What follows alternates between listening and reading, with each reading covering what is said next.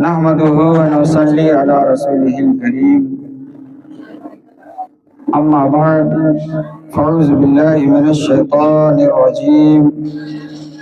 बिस्मिल्लाहिर रहमानिर रहीम। फत्तबिऊनी युहब्बिकुमुल्लाह। सदक़ल्लाहु मौलानल अज़ीम व सदक़ रसूलुहुन नबियुल अमीनुल करीम। व नहनु अला ज़ालिका लमिनश शाहिदीना वश्शाकिरीना वल्हम्दुलिल्लाहि रब्बिल आलमीन।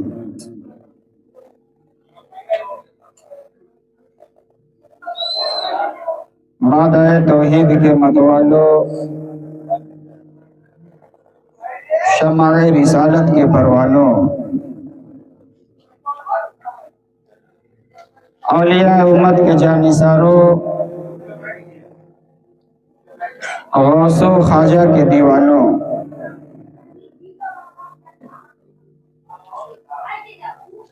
कुछ सुनने और सुनाने से पहले आइए हमारा नहायत ही अकीदत व मोहब्बत के साथ अपने और सारे जहान के आका व मौला हुजूर ताजदार मदीना इमामुल अंबिया महबूब खुदा इस कायनात तसव्वुफ के रूह रवा रहमते कुल जहां हादिये इन सोजा सयाहे ला मकान महबूब खालिक कौनो मकान शहंशाह कौनैन मालिक दारैन साहिब क़ाब क़ौसैन हादिये सुबुल खत्मे रसूल मौलाए कुल नूर नाला नूर शाफ़ाए यौमुन नुशूर आमना के दिल का सुरूर चराग़े शबे दय्यूर आसमाने नबूवत के नय्यर आज़म मालिक रिकाबे उमम वस्फ जिनका नून वल कलम सरापा करम ही करम सुबह अज़ल के महरे मुबीन दबिश्ताने अबद के महजबी निगाहे किबरिया के नाज़िनी ज़ुहूर शान रब्बुल आलमीन यानी गुंबद खज़रा के मकीन हसनैन करीमैन के खुशबूदार और खूबसूरत नाना जान सैयद आलम अहमद मुजतबा मोहम्मद मुस्तफ़ा सल्लल्लाहु अलैहि वसल्लम की मुक़द्दस बारगाह में जी लगाकर हदिया दुरूद पेश कीजिए। बड़ी अल्लाहुम्मा सल्ली अला सय्यदना मौलाना मुहम्मद बारिक वसल्लिम सल्लु अलैहि सलातो व सलामन अलैका या रसूल अल्लाह सल्लल्लाहु तआला अलैहि वसल्लम।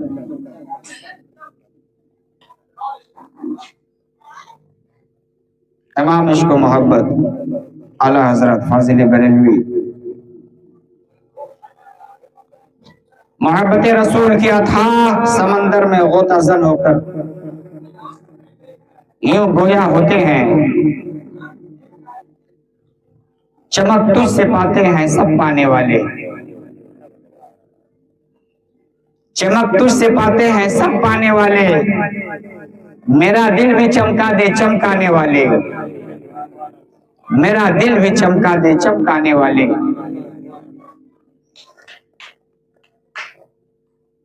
चमकाने वाले चमका, सरजमीन मक्का में चमका, और जब वो चमका तो तारीख की सच्चाइयां शाहिद है। अब्दुल्ला के घर कुदसियों का पहरा लगा हुआ है, फरिश्तों की कतारें लगी हुई है, मरियम और आसिया भी खड़ी हैं। मालूम हुआ आने वाला कोई अनमोल आया है, आने वाला कौम की तकदीर बनकर आया। वो आया तो रहमत आई, वो आया तो बरकत आई, वो आया तो रमजान आया, वो आया तो कुरान आया।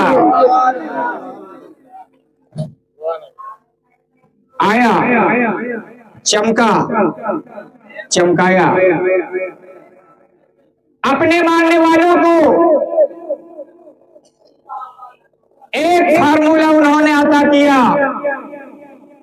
फत्तबिऊनी युहब्बुकुमुल्लाह।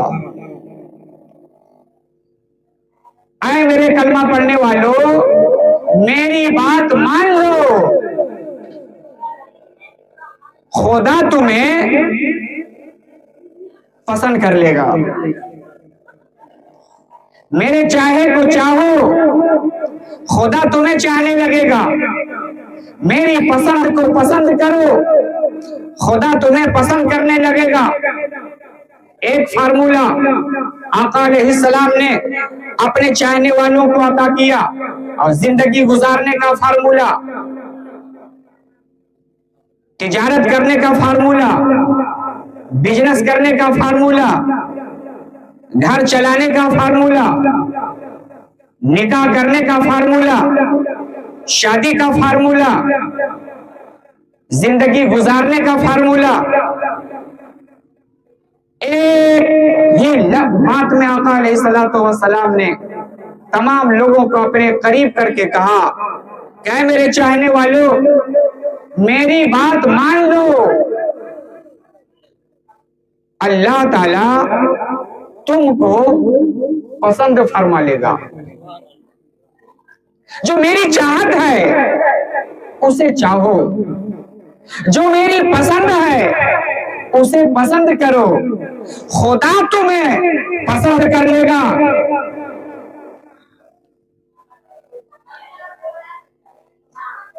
अब गौर कीजिए,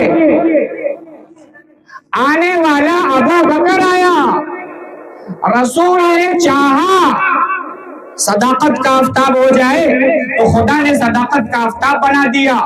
उमर आए, रसूल ने चाहा अदालत का शहंशाह हो जाए तो खुदा ने उन्हें अदालत का शहंशाह बना। हजरत उस्मान आए और रसूल ने चाहा हया का आलम बरदार हो जाए, सखावत का आलम बरदार हो जाए तो अल्लाह ने उन्हें हया और सखावत का आलम बरदार बना दिया। अली आए, रसूल ने चाहा विलायत और शुजाअत का बादशाह हो जाए तो खुदा ने उन्हें विलायत और शुजाअत का बादशाह बना दिया। ये बनने वाले क्यों बनते चले गए? इसलिए बनते चले गए कि जैसा रसूल चाहते थे वैसा ये चाहते थे। मेरे चाहे को चाहो, मेरी पसंद को पसंद करो, खुदा तुम्हें पसंद करने लगेगा। जो मेरी पसंद है शादी का, निकाह का, उसी को पसंद करो, खुदा तुम्हें पसंद करने लगेगा। आप जरा गौर करें, देखें उनके कदमों में जिंदगी गुजारने वाले, उनकी दौलत से फैजियाब होने वालों ने देखा आका अलैहिस्सलातु वस्सलाम भूख चाहते हैं, भूख। अगर आका अलैहिस्सलाम के पेट में 3 पत्थर बंधे हैं तो उनके मारने वाले 2 पत्थर बांधे नजर आए। उनकी दौलत से फैजियाब होने वालों ने देखा आका अलैहिस्सलाम चाहते हैं कि मेरे जितने मानने वाले हैं सबों के घरों में खजूर के छाल का बिस्तर हो, तो सबों के घरों में खजूर के छाल का बिस्तर नजर आया। सबों के घरों में पानी की चक्की नजर आई, पत्थर की चक्की नजर आई, सबों के घरों में पानी का मशकीजा नजर आया। यानी वो ऐसे चाहने वाले थे कि अपनी आदत को उनकी आदत में रखा, अपनी रज़्म को उनकी रज़्म पे रखा, अपनी बज़्म को उनकी बज़्म पे रखा। जो जितना ज्यादा आका अलैहिस्सलातु वस्सलाम को चाहता गया, परवरदिगार आलम उस बंदे को उतना ज्यादा चाहता चला गया। वो भेड़ और बकरियां चराने वाले, ऊँटों की गिल्लाबानी करने वाले शहंशाहों को ठोकर मारने लगे। क्या बात थी? एक इंसान दुनिया में इतना कामयाब कैसे होता चला गया?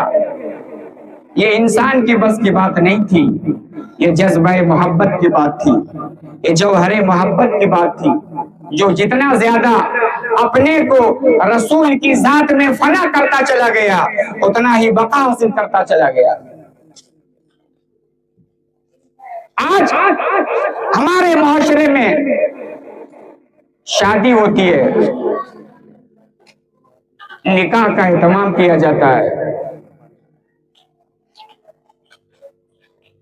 अक्सर नौजवान इस्लामी तरीके से जो शादी का मसनून तरीका है उससे नावाकिफ होते हैं, इस पर ध्यान नहीं देते हैं। आज के नौजवानों की तवज्जो इधर नहीं है कि बीवी के साथ हम किस तरह बर्ताव करें। बीवी के हक हमारे ऊपर क्या है? चूंकि मियां बीवी का जो रिश्ता है मोहब्बत का रिश्ता है। इस्लाम ने मियां बीवी को एक रिश्ते में बांध दिया है और ये दोनों पर हुकूक हैं एक दूसरे के। जब ये एक दोनों हुकूक अदा करते हैं तो रिश्ता मजबूत से मजबूत तर होता चला जाता है। देखा यह जाता है, शादी के बाद बीवी कहती है कि सब मेरे ऊपर है, मेरे मियां जी, मेरे शौहर मेरे साथ अच्छा इखलाक नहीं रखते, अच्छा बर्ताव नहीं करते।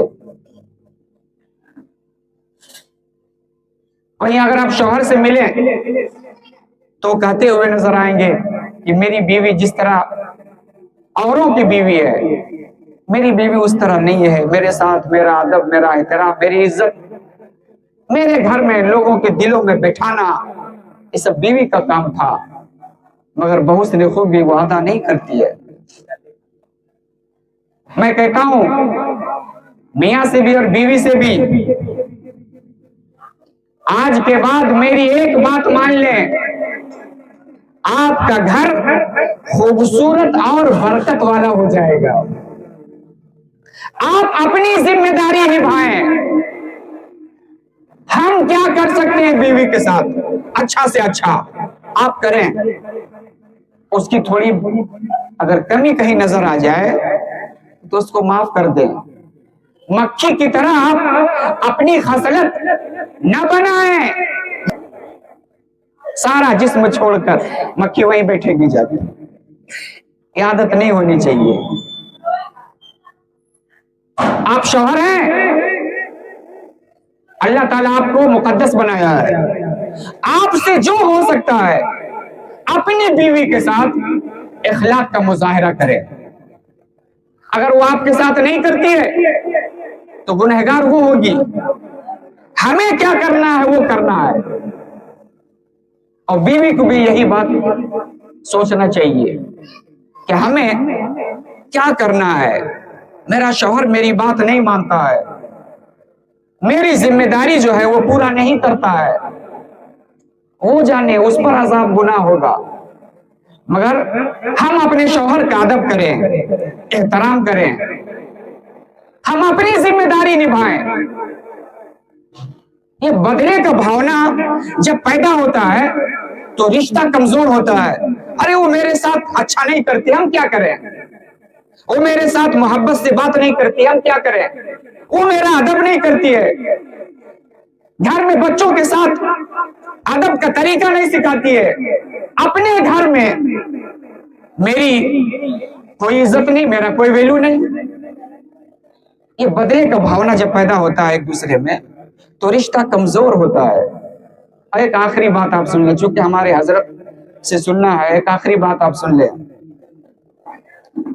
आजकल का मियां और बीवी दोनों में कमी है, और दोनों की कमी मैं आज बयान कर रहा हूं।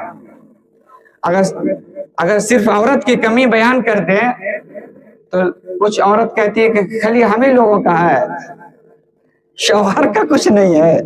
इसलिए दोनों की बात आप सुने। आजकल का शौहर, सब नहीं मगर अक्सर,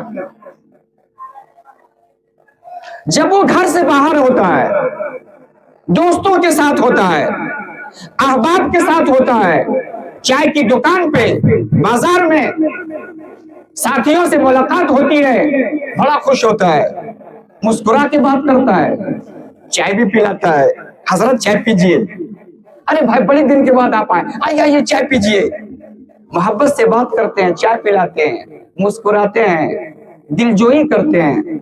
वही शौहर जब अपने घर को आता है, जलाल दिखाता है, गुस्सा दिखाता है, बीवी से मोहब्बत से बात नहीं करता, अपने बच्चों से बैठ करके मोहब्बत से बात करने का शौक पैदा नहीं करता है, बात बात में गुस्सा हो जाता है। अपनी मर्दानगी कमजोर बीवी को दिखाते हैं, अपनी ताकत, बेचारी कमजोर है। अब अगर शौहर 5 गाली दे दिए तो आजकल की औरतें भी कम नहीं है, वो 5 के बाद 6 गाली,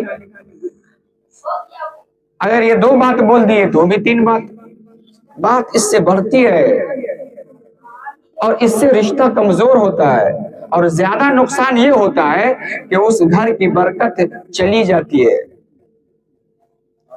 अमन से मोहब्बत से रहमत आती है, मोहब्बत नहीं है, नफरत है, बुग़्ज़ है, ये अच्छी बात नहीं है।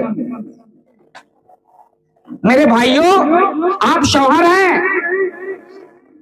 ठीक है, अच्छी बात है, अगर आप मेरी बात को नोट कर लें, आप दोस्तों के साथ अखलाक दिखाते हैं, ऐसा अखलाक दिखाने वाला वो अपने अखलाक में ढोंगी है, वो मक्कारी कर रहा है। सबसे ज्यादा आपकी मोहब्बत का अगर कोई हकदार है तो वो आपकी बीवी है, वो आपके बच्चे हैं, वो आपके घर वाले हैं, वहां तो आप मोहब्बत नहीं दिखाते। और दोस्त और साथी मिल जाए तो मत पूछिए। और आजकल की बीवियां भी कम नहीं है, आजकल की बीवियां अक्सर जैसे ही उसका शौहर काम करने के लिए बाहर चला जाता है, वो घर में प्लान तैयार करके रखती है दिमाग में, आज आने दो, बताते हैं।